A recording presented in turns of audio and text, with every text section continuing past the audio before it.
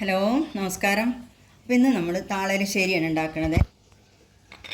അപ്പോൾ നമ്മൾ ഇതിലേക്ക് വേണ്ട പയർ തിളച്ച വെള്ളത്തിൽ ഞാൻ ഇട്ട് വെച്ചിട്ട് ഒരു 10-15 മിനിറ്റ് നേരം. ഇനി നമുക്കിതിലേക്ക് വേണ്ട അതുപോലെ തന്നെ കുറച്ച് കപ്പ എടുത്തിട്ടുണ്ട്. ഇത് പപ്പായ, ഒരു പകുതി പപ്പായ എടുത്തിട്ടുണ്ട്. ഇനി ഇതിൻ്റെ കൂടെ നമുക്ക് താള് വാരിയിട്ട് കൊടുക്കാം.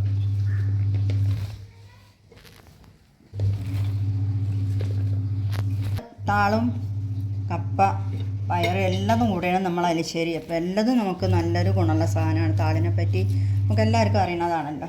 അപ്പോൾ പയർ നമുക്കിതിൻ്റെ കൂടെ മുന്നേ തന്നെ നല്ല തിളച്ച വെള്ളത്തിൽ ഒരു 10-15 മിനിറ്റ് നേരം വെച്ചാൽ നമുക്കിത് 4 കൂടെ നമുക്കിത് 3 വിസിലിന് എടുക്കാം.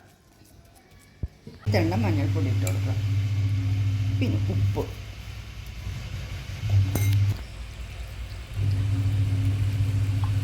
ശരണം നമ്മൾ കുക്കർ തുറന്നെടുക്കാം. ഇനി നമുക്കിതിലേക്ക് വേണ്ട അരപ്പ് ശരിയാക്കാം. അത് ഞാൻ അതിന് വേണ്ട നാളികേരം എടുത്തിട്ടുണ്ട്. പിന്നെ അത് ചെറിയ ജീരകം, ഒരു 4 അല്ലി വെളുത്തുള്ളി, ചുമന്നുള്ളി കുറച്ച് കൂടുതൽ അയച്ചിട്ട് കുഴപ്പമില്ല കേട്ടോ, ടേസ്റ്റ് ഒന്നുമില്ല, ടേസ്റ്റായിരിക്കും. ഇനി ഇത് നമുക്കൊന്ന് അരച്ചെടുക്കാം. അപ്പോൾ നമ്മളെ എലിശ്ശേരി നന്നായിട്ട് വെന്തിട്ടുണ്ട്. നമ്മൾ നന്നായിട്ടൊന്ന് ചേർത്ത് ഇളക്കി റെഡിയാക്കിയിട്ടുണ്ട്. അപ്പോൾ നമ്മൾ തേങ്ങയൊക്കെ നന്നായിട്ട് ഇതിൽ ചേർത്ത് നന്നായി ഒന്ന് മിക്സ് ചെയ്ത് കൊടുക്കാം. ഇതിൽ ചീനമുളകാണ് ചേർത്തിട്ടുള്ളത് കേട്ടോ, അത് ഞാൻ പറയാൻ വിട്ടുപോയതാണ്. ഇനി നമുക്കിതൊന്ന് വറവിടാം. നമ്മൾ എലിശ്ശേരിക്ക് നല്ലൊരു വറവ് റെഡിയാക്കിയിട്ടുണ്ട്. ഇത് ഇതിലേക്ക് ഒഴിച്ചു കൊടുക്കാം.